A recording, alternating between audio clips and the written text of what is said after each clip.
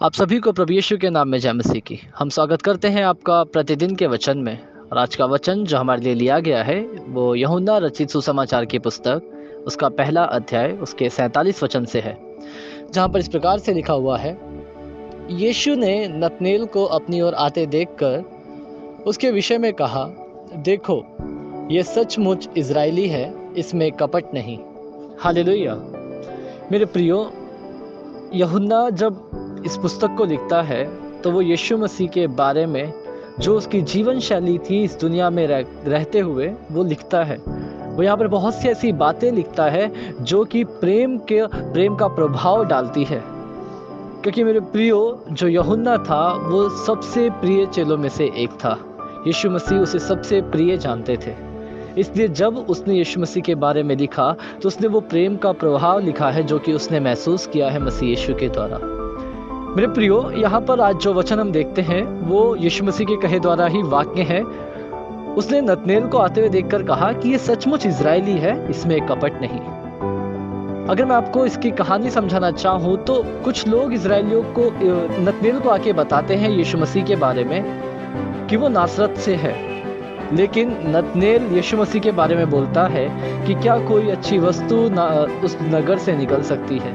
देखा जाए तो यहाँ पर वो यीशु मसीह का विरोध किया है उसने, या फिर हम ये देखें कि यीशु मसीह का उसने तुच्छ जाना है। मेरे प्रियो, परंतु फिर भी मसीह यीशु ये कहते हैं कि उसमें कपट नहीं, उसमें कुछ बुराई नहीं। जरा सोचो मेरे प्रियो कि कैसे मसीह यीशु उस व्यक्ति को इतना भला मनुष्य कह सकते हैं जिसने अभी अभी यीशु की बुराई की हो। मेरे प्रियो, जब हम नतनेल के बारे में पढ़ते हैं तो हम जानने पाते हैं कि वो एक भला मनुष्य था। सच में वो एक परमेश्वर का कहा मानने वाला, एक सच्चा परमेश्वर का भक्त था। परंतु वो ये नहीं जानता था कि यीशु मसीह इस दुनिया में आ चुका है जो कि उसके पापों से या जो लोगों के पापों के लिए मारा जाएगा और फिर जी उठेगा, जिसके द्वारा हम सबको उद्धार मिलेगा। वो ये बात नहीं जानता था, इसलिए उसने इन बातों को कहा।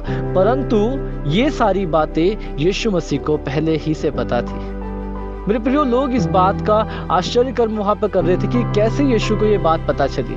तो यीशु ने उसे बताया कि जब तू उस पेड़ के नीचे बैठकर ये सोच ही रहा था तब मैंने जान लिया कि तूने क्या सोचा है। तो मेरे प्रियो, जरा सोचो कि जो मसीह यीशु है वो आपके मुख के द्वारा कही गई बातों का विरोध नहीं करेगा अगर आप सच में उसके भक्त हो और आपने सच बोला हो।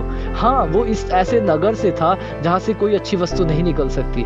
बहुत ही पिछड़ा इलाका, बहुत ही ऐसा इलाका था जहाँ से कुछ अच्छा नहीं होता था। परंतु फिर भी मसीह यीशु ने उस जगह को चुना ताकि वो सबसे पहले उस जगह को पवित्र कर सके। मेरे प्रियो, अगर यीशु मसीह किसी अच्छे एरिया से होता, यहूदियों के बीच में से होता, तो लोग उसे यही कहते कि हाँ, ये यहूदियों के नगर में हुआ है, इसलिए इतना अच्छा है, इसलिए इसको इतना ज्ञान है।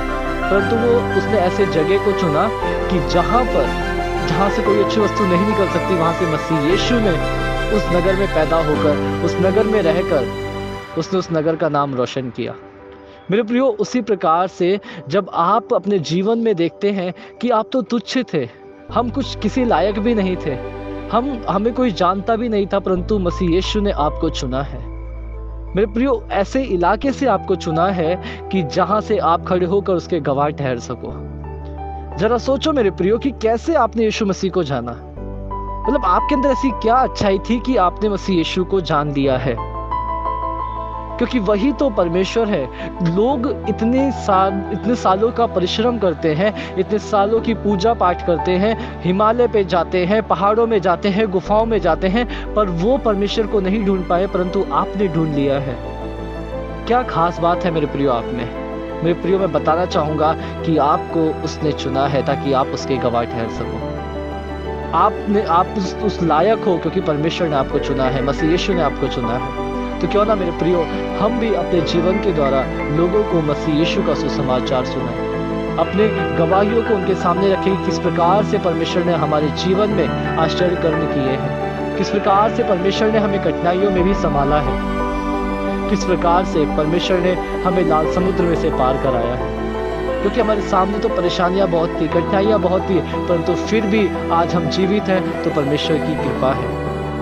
तो क्यों ना मेरे प्रियो हम परमेश्वर का धन्यवाद दें और लोगों में परमेश्वर के नाम की गवाही दें। आइए हम प्रार्थना करें। धन्यवाद प्रभु यीशु, धन्यवाद करते हैं सुंदर समय के लिए प्रभु जो आपने हमारे जीवन में दिया। प्रभु सच में प्रभु तेरा वचन आज हमें सिखाता है प्रभु कि तू प्रभु हमारे जीवन में उस कोने से कार्य करता है जहाँ से लोग सोच भी नहीं सकते हैं। प्रभु यीशु, प्रभु मैं अपने जीवन को तेरे हाथों में सौंपता हूँ। प्रभु जो लोग इस वचन को सुनते पढ़ते मनन करते हैं उन्हें तेरे हाथों में सौंपता हूँ। प्रभु तू कमजोरी को ताकत बनाने वाला परमेश्वर है।